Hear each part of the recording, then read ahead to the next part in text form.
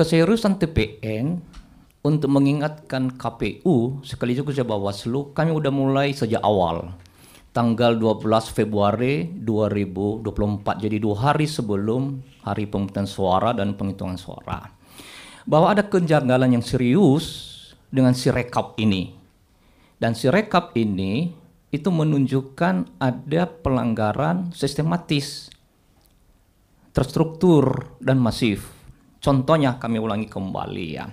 Waktu simulasi itu, kalau simulasi secara konvensional, 01 dapat 93, kemudian ya 02 juga 93, kemudian 03 93. Tapi di Sirekap 01 tetap 93, kemudian 02 97, kemudian 03 turun bahkan menjadi 92. Ini salah satu contoh Sirekap yang manipulatif terhadap hasil yang sesungguhnya. Nah, terbukti pada hari pemungutan suara, Sirekap ini melakukan 3 hal. Yang pertama adalah ada bahkan yang belum diinput dari hasil TPS yang sehasil itu bahkan sudah nampak di Sirekap. Artinya mesinnya sudah berjalan sedemikian rupa, sudah terencana. Angka berapa, untuk siapa, dengan cara apa. Yang kedua, yaitu melebihi anggota daftar pemilih tetap. Rata-rata itu kan DPT 300. Ini ada yang 800, ada yang 700. Kami udah catat di sini sampai ratusan contoh-contoh ya, dan kita rumuskan. Bahkan ada yang bahkan sampai ratusan ribu sedemikian rupa yang tidak masuk akal sama sekali. Nah, yang ketiga yaitu ada juga memang di bawah 300, tapi kecenderungannya secara serius itu menambah menguntungkan 02.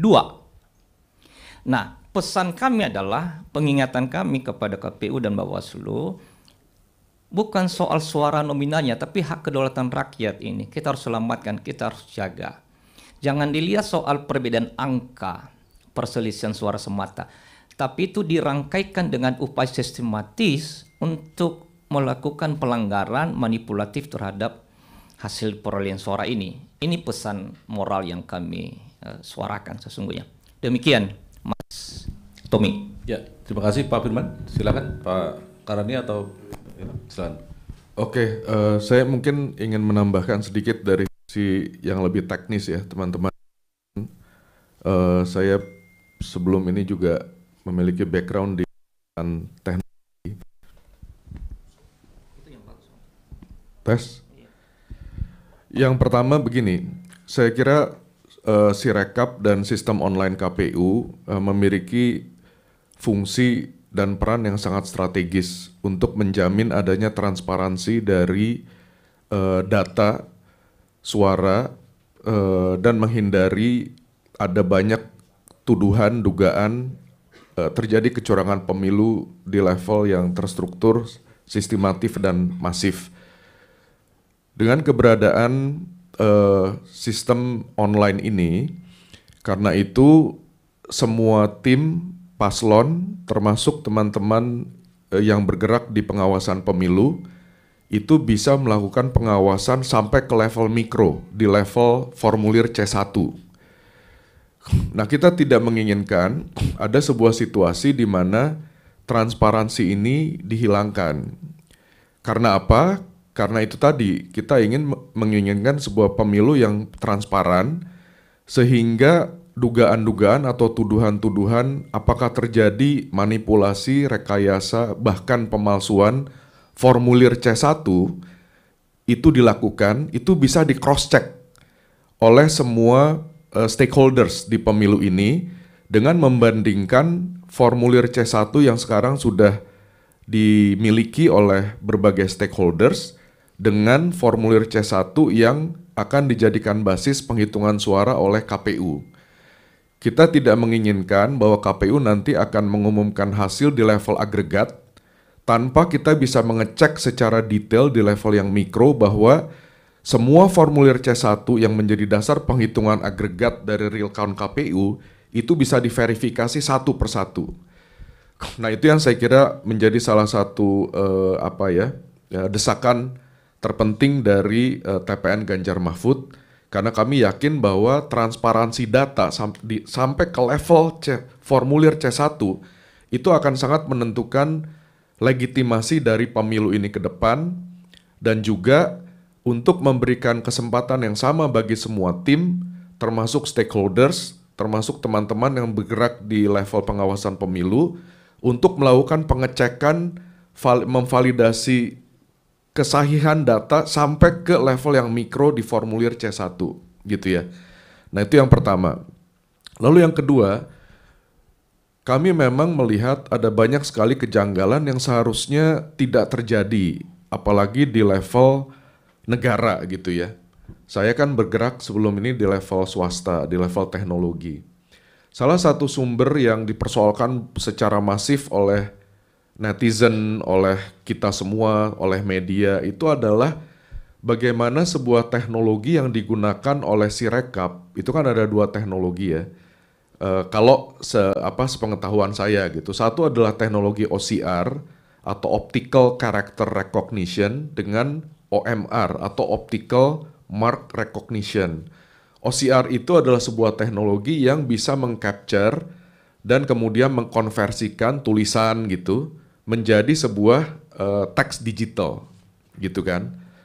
Nah, lalu yang kedua OMR, kalau teman-teman lihat di C1 itu kan ada tuh yang berupa bulat gitu ya, bulatan-bulatan hitam. Nah, itu yang di capture oleh OMR. Nah, yang ingin saya tekankan, kenapa saya sebagai orang yang juga bergelut di dunia teknologi OCR dan OMR ini adalah teknologi yang bukan teknologi baru gitu. Itu teknologi yang sudah secara luas digunakan oleh industri digital kita, termasuk di perbankan, di e-money, dan lain sebagainya. Dan itu sebuah teknologi yang sudah mature gitu. Nah, kami terus terang, saya sendiri dan banyak teman-teman yang bergerak di dunia teknologi itu sangat terheran-heran bagaimana mungkin sebuah sistem yang dikembangkan oleh negara dalam sebuah event yang begitu penting, begitu sensitif, tetapi pemanfaatan teknologi yang sekali lagi ini bukan teknologi baru, teknologi yang sudah secara luas digunakan di mana-mana, bahkan oleh startup teknologi yang kecil, bisa sedemikian ngaconya gitu. Bisa sedemikian errornya bisa luar biasa tingginya. Nah, itu yang saya kira perlu teman-teman garis bawahi, bahwa ini yang melandasi tadi yang disampaikan oleh Bang Todung dan Bang Firman, bahwa ini yang harus kita kita telusuri ke depan dengan sangat serius. Apalagi tadi kita sudah mendapat semacam pengakuan dari Ketua KPU bahwa beliau meminta maaf ada kesalahan penginputan data sebanyak 2.331 atau 2.300 lebih ya.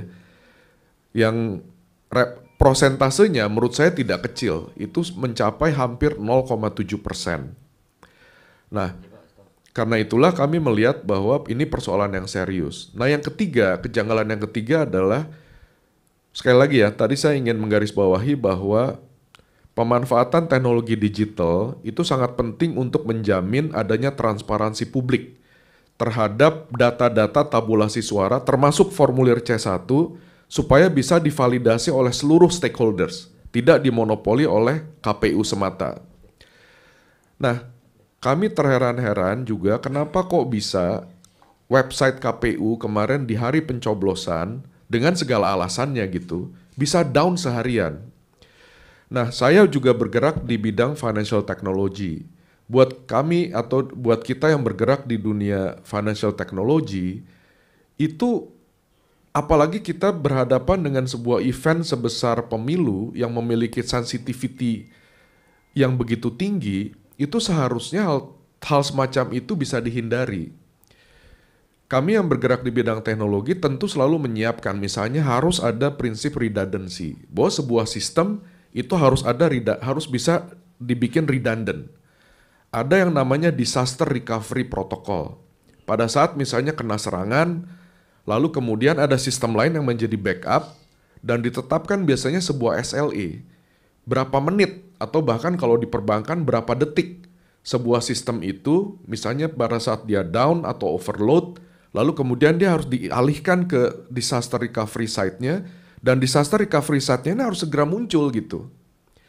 Nah ini saya kira ada banyak kejanggalan yang tadi saya sudah mengungkapkan, ada 2 kejanggalan yang menurut kami kok bisa-bisanya terjadi di sebuah sistem online milik negara, di sebuah event yang begitu penting buat arah negara ini ke depan, yang sebetulnya sudah lama sekali diantisipasi oleh perusahaan-perusahaan swasta, bahkan perusahaan-perusahaan di level startup yang relatif kecil gitu. Nah berdasarkan itulah, karena itu saya kira kami mendesak, apalagi tadi sekali lagi Ketua KPU sudah menyatakan bahwa ada 2.300 sekian kesalahan input, itu hampir 0,7%. Saya kira kita harus mendesak segera dimulai audit investigasi oleh pihak yang independen. Audit investigasi IT terhadap semua sistem online KPU end-to-end. Saya kira di Indonesia ada banyak sekali perusahaan-perusahaan besar yang memiliki pengalaman dan track record untuk melakukan audit di skala ini. Itu satu hal yang sangat mudah ditunjuk. Jadi saya kira, dan itu harus dilakukan oleh pihak yang independen. Lalu yang kedua, saya kira kita juga memiliki sebuah DPR. Nah, saya kira DPR khususnya komisi yang berkepentingan atau bertanggung jawab terhadap area ini, saya kira juga sudah seyogyanya kami menghimbau untuk segera menjalankan fungsi pengawasannya, untuk memanggil KPU untuk mengurai semua persoalan-persoalan, semua bukti-bukti, semua kejanggalan-kejanggalan yang kita saksikan beredar secara luas di media sosial dan mainstream media dalam 3 hari ini gitu. Nah itu sekali lagi, kalau dari saya, kami mendesak agar transparansi publik terhadap data tabulasi suara sampai ke level C1 itu harus dijamin validitasnya oleh KPU, dan karena itu harus bisa diperiksa oleh semua stakeholders, apakah itu dari paslon, dari teman-teman yang bergerak di bidang pengawasan pemilu, media, maupun dari netizen gitu. Itu yang saya kira satu hal yang sangat penting, yang saya kira harus dijamin oleh KPU dan segera diperbaiki, segera diaudit supaya kita bisa yakin bahwa pemilu 2024 ini berlangsung dengan legitimate berdasarkan data-data yang valid dan absah. Mungkin demikian dari saya, mungkin Mas Bimo mau menambahkan.